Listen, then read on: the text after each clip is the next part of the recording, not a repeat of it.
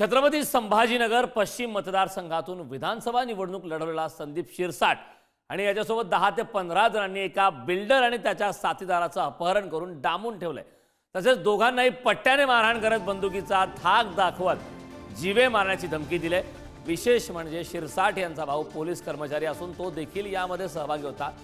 तर फिर्यादीने थेट पोलीस आयुक्तालयात जाऊन तक्रार करत बेगमपुरा पोलीस ठाण्यात गुन्हा दाखल केलाय। त्यानंतर तो गुन्हा सातारा पोलीस ठाण्यात वर्ग करून संदीप शिरसाट या आरोपीला अटक करण्यात आली। धक्कादायक अशा अपहरणाचा थरार छत्रपती संभाजीनगरमधून पाहायला मिळाला। या संदर्भात ताजी अपडेट देण्यासाठी आपले प्रतिनिधी सुमित पवार आपल्यासोबत जोडलेत। सुमित, छत्रपती संभाजीनगरमध्ये अपहरणाचा थरार या ठिकाणी पाहायला मिळाला। अपहरण करून जीवे मारण्याची धमकी देण्यात आली। काय सांगेल सविस्तर या घटनेबाबत? नक्कीच विधानसभेची निवडणूक लढवणारा संदीप शिरसाट व त्यांच्या साथीदाराने शरद राठोड नामक एका बिल्डरचे अपहरण केले आणि त्याला अमानुष मारहाण केल्याची घटना घडली आहे।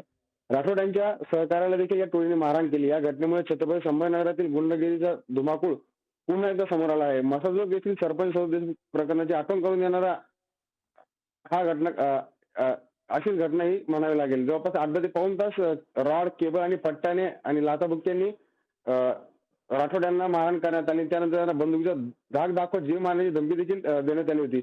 या प्रकरणी सातारा पोलीस ठाण्यात गुन्हा दाखल करण्यात आला असून आरोपींना जिल्हा व सत्र न्यायालयाने जवळपास 5 दिवसांची पोलीस कोठडी सुनावली आहे। आणि यात पोलीस पुत्र संदीप भाऊसाहेब शिरसाट आणि त्याचा भाऊ जो पोलीस कर्मचारी आहेत मिथुन शिरसाट, स्वप्नील गायकवाड, हर्षल आणि निलेश तांबे अशी या आरोपींची नावे आहेत। या प्रकरणी आता पुन्हा एकदा अपहरणाची अशा घटनामुळे एकच खळबळ छत्रपती संभाजीनगर शहरात उडाली आहे। कारण नक्कीच सुमित, खूप खूप धन्यवाद या महत्त्वपूर्ण अशा माहितीसाठी।